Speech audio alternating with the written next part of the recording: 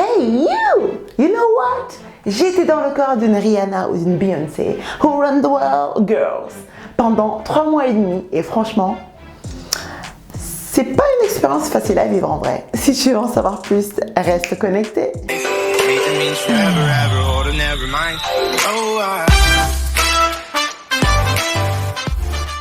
Hello world et bienvenue sur ma chaîne Have a Peek. Moi c'est Sensemilia ou S pour les intimes et ici on parle de voyage et de rencontres sans se ruiner parce que je suis persuadée que cette formule magique va contribuer à ton épanouissement personnel. J'espère donc te donner envie de partir quelque part, un truc qui t'anime pour te faire ta propre expérience de tout ce que je raconte. Si tu veux donc profiter de mes astuces et de mes folles expériences, tu as 3 choses à faire. La première, abonne-toi à cette chaîne et active la cloche des notifications. La deuxième, partage cette story time parce que je pense qu'elle va être drôle. Et la troisième, n'hésite pas à me suivre sur mes réseaux sociaux que je mettrai par là. C'est parti! Nous repartons donc pour une story time. Alors, comme je l'ai dit précédemment dans ma dernière vidéo, d'ailleurs que je vous mettrai là ou là, où j'évoquais notamment les 15 choses à éviter en Argentine. Donc je pense que vous avez compris que voilà, j'étais en stage en Argentine pendant 3 mois et demi, donc ça s'est super bien passé dans l'ensemble. J'ai fait donc l'expérience d'être l'exotisme incarné que tout le monde voulait. Pour la première fois de ma vie, en fait, être noir parmi une majorité de blancs, donc argentins, me donnait en tout cas un ressenti assez inhabituel en vrai. Un sentiment que je n'avais jamais connu auparavant, le fait d'être dans le corps d'une famous star pendant 3 mois et demi dans les rues de Buenos Aires. Et vous savez quoi? Ce n'est pas très facile à vivre en vrai. J'y étais donc en 2012 et il faut dire qu'effectivement il n'y avait pas beaucoup de personnes noires en tout cas dans les rues de Buenos Aires et même dans les villes que j'ai pu faire en montant dans le nord, voilà, j'en ai pas rencontré beaucoup, mais à un point où quand vous rencontriez, je sais pas, un autre noir dans les rues de Buenos Aires, en fait, par exemple dans le métro, automatiquement en fait, je sais pas, ça fait plaisir en fait. On allait l'un vers l'autre, se dire bonjour, d'où tu viens, comment tu t'appelles, ça fait combien de temps que tu es là. Enfin vraiment les questions, on va dire, normales d'une nouvelle rencontre pour voilà, échanger un peu et tellement que, et discuter comme si ça faisait, je sais pas, 10 ans qu'on se connaissait quoi. Tout ça pour dire à quel point c'était rare.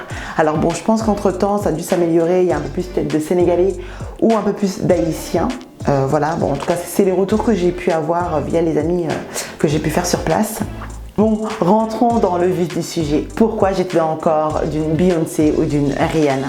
Alors pour vous expliquer, tout simple. J'étais avec des amis argentins et au fait quand on marchait dans les rues, toujours j'avais des regards sur moi mais au loin, mais des regards... Alors, on peut traduire ces regards-là par un peu de curiosité, dans le sens où, on n'était pas beaucoup, quoi. Je suis métisse et c'est pas pour autant, il y avait tout le temps des personnes qui avaient le regard sur moi, un peu en mode bête de foire, on va dire. Et j'avais beau être bien habillée ou pas, c'est-à-dire même en jogging, survêt, vraiment, il y avait toujours des regards sur moi, quoi. C'était toujours accompagné de gentils compliments. C'est-à-dire hermosa, guapa, mamacita, vraiment des choses comme ça. Bon, des choses, on va dire, agréables quand même. Donc bon, jusqu'à là, ça va. Et là où par exemple, j'ai senti que ça pouvait gêner, en tout cas dans mes relations avec des Argentines notamment, c'est qu'en fait on s'est déjà retrouvés en boîte avec des amis et j'avais une copine argentine donc qui était super jolie, en tout cas moi je la trouvais magnifique, une bomba atomica comme j'ai tendance à dire, c'est-à-dire vraiment la latine, super jolie, qui prend soin d'elle, qui fait du sport, tout quoi, magnifique. Et quand on sortait en boîte ensemble, en fait forcément elle était là, elle avait envie d'avoir le regard sur elle. On s'était tous apprêtés pour sortir et en fait en arrivant dans la boîte, tout le monde venait me voir, tout le monde prenait des photos avec moi, mais des fois sans même me demander quoi. C'était waouh, t'es trop belle et tout, ça me tirait, ça prenait une photo avec moi, genre bam, selfie. Mes garçons comme filles, tout mélangé, ça me tirait pour prendre des photos. Donc quand il y avait des garçons, je tirais ma copine et là les gars eux-mêmes, donc les Argentins, disaient non pas elle, toi. Et du coup, elle se sentait délaissée, la pauvre. Et puis, à la sortie de la boîte, elle m'a carrément dit, écoute, moi, je ne sors plus jamais en boîte avec toi parce que les gens, il n'y en a que pour toi. Moi, personne ne me regarde. Enfin bon, voilà. Apparemment, je lui faisais trop d'ombre, mais sans le vouloir parce que, bon, moi, j'ai pas demandé tout ça, quoi. Enfin bon, voilà. Donc, c'était assez drôle. Sinon, pareil, dans la même boîte de nuit, pareil, on danse et tout. Et puis, j'avais les projecteurs carrément qui ont été dirigés vers moi. Avec bien sûr des encouragements, allez la morena, allez danse, ouais la morena, tout ça. Et puis forcément, voilà, moi j'aime la musique, j'aime la danse. D'ailleurs, je pense que dans tous les pays où j'ai été dans la danse sur place. D'ailleurs, voilà, j'ai fait mon immersion de danse Bollywood en Inde. Je vous mettrai aussi la vidéo par là ou là si ça vous intéresse. Voilà, en Argentine, j'ai pris des cours de tango. Pareil, je pense que je vous ferai une vidéo par la suite. Mais voilà, tout ça pour dire que j'adore la danse.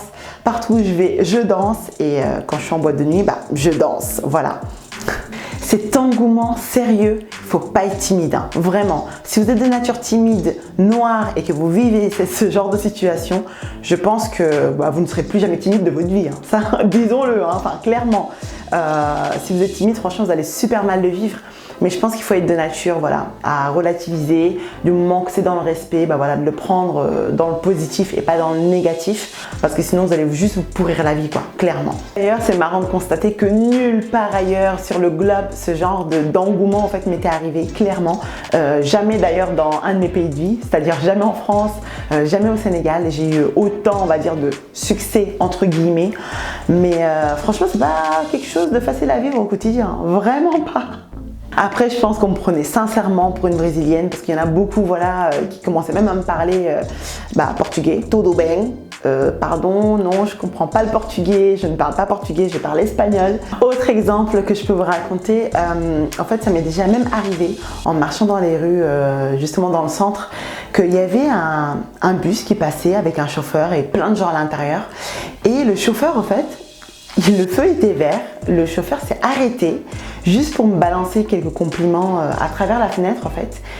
Et là quand je me retournais, enfin du coup pour regarder la personne, il y avait toutes ces personnes dans le bus mais qui me haïssaient quoi. Enfin vraiment, je voyais les regards des gens qui étaient là, limite pourquoi le chauffeur il s'arrête, moi je vais être en retard à mon rendez-vous.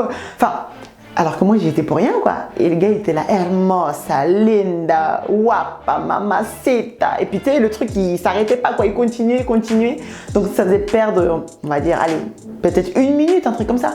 Mais une minute, quand on est en plein centre, qu'il y a des voitures derrière, qu'il y a des gens dans le bus qui vous regardent, franchement c'est trop en fait. Et moi j'étais là mal à l'aise, j'ai avancé, je savais pas trop quoi lui répondre. Enfin vraiment c'était une situation de malade quoi, vraiment. Et puis pareil pour les taxis quand ils passaient, qu'ils avaient du monde ou pas dans leur taxi, pareil, ça s'arrêtait toujours pour balancer un petit compliment, enfin bon voilà. Et, mais pareil, même en marchant dans les rues, souvent il y a des gens qui sont assis, on va dire dehors, enfin voilà, des personnes âgées ou même des jeunes assis avec d'autres amis à eux, enfin bon voilà. Et j'avais toujours droit à des compliments. Et franchement, tant que ça venait de jeunes, bon, ça allait, ça fait toujours plaisir. Mais quand ça vient de personnes âgées qui sont là, qui limite en vous faisant un sourire, ils ont perdu des dents, des choses comme ça. Bon, là, ça fait un peu, je sais pas comment dire, vous voyez. Enfin bon, voilà. Bon, reprenons nos esprits, parlons un peu plus sérieux. Alors, après j'ai remarqué un autre paradoxe sur place, justement sur le fait d'être noire dans ce pays. C'est qu'en fait, autant les gens, il y a un engouement comme ça, voilà, j'étais la superstar pendant 3 mois et demi, enfin bon voilà, tout le monde voulait me connaître, tout le monde voulait me parler, enfin bref. Autant, j'ai même eu des propositions dans le mannequinat, par exemple, sur place, mais c'était plus des représentations, on va dire, comment dire, de la personne noire, mais limite sauvageonne, enfin, je sais pas comment expliquer, enfin ce truc un peu sauvage en fait, et pas cette image de la noire coquette, jolie, enfin bon voilà. Et justement, d'ailleurs, j'avais refusé notamment un contrat sur place à cause de ça, parce que c'était plus des représentations, on va dire, pas très positives de la personne noire. Mais voilà, c'est tout ce paradoxe qui des fois est un peu compliqué à comprendre. Autant les gens ils sont là super positifs et tout, et autant ça veut représenter des choses qui pour moi sont un peu plus négatives. Enfin bon voilà. Donc voilà ma petite story time. Voilà, elle va pas être super longue. En tout cas, j'espère qu'elle vous aura plu. J'espère que vous aimez. Bon, il y aura encore plein d'autres choses à dire, mais voilà, j'ai choisi juste ces petits exemples-là pour illustrer un peu, pour montrer aussi une autre facette du fait d'être noir dans un pays. C'est pas forcément quelque chose de négatif tout le temps. Après, on va pas se mentir, hein, c'est super rare d'avoir un ressenti comme là j'ai pu l'avoir en Argentine. Après, tout dépend aussi sur qui vous tombez, tout dépend, voilà, parce que clairement un ressenti se fait en fonction de la personne sur qui vous tombez aussi. Enfin voilà, vraiment c'est un coup de chance. J'aurais pu tomber sur des gens super négatifs qui m'auraient fait ressentir carrément autre chose. Donc vraiment, voilà, il faut relativiser sur les choses. Et comme on dit, là c'est mon ressenti, c'est quelque chose que moi j'ai vécu sur place. Quelqu'un d'autre peut aller en Argentine, une personne noire avoir un autre ressenti aussi, et ça se respecte et ça s'entend aussi. Voilà, donc tout dépend des rencontres, de comment vous vivez les choses, de votre personnalité, et de surtout où est-ce que vous mettez les limites aussi. Voilà, moi je lutte à fond contre le racisme et les discriminations, dans le sens où dès qu'on parle de racisme et de discrimination, il n'y a plus de respect. Enfin, vraiment, on a pris le préjugé, on en a fait quelque chose. On a décidé d'avoir une action, on va dire, négative contre un préjugé qu'on peut avoir. Voilà. Mais après, un préjugé peut aussi être positif. Et quand c'est positif, moi aussi, j'en fais quelque chose de positif. Mais quand c'est négatif, là, on va plus jouer dans la même cour, clairement. Voilà, bon en tout cas c'est la fin, merci beaucoup d'avoir suivi cette vidéo, et puis parce que la vie va vite, ne perds plus ton temps et vis ta propre expérience de voyage.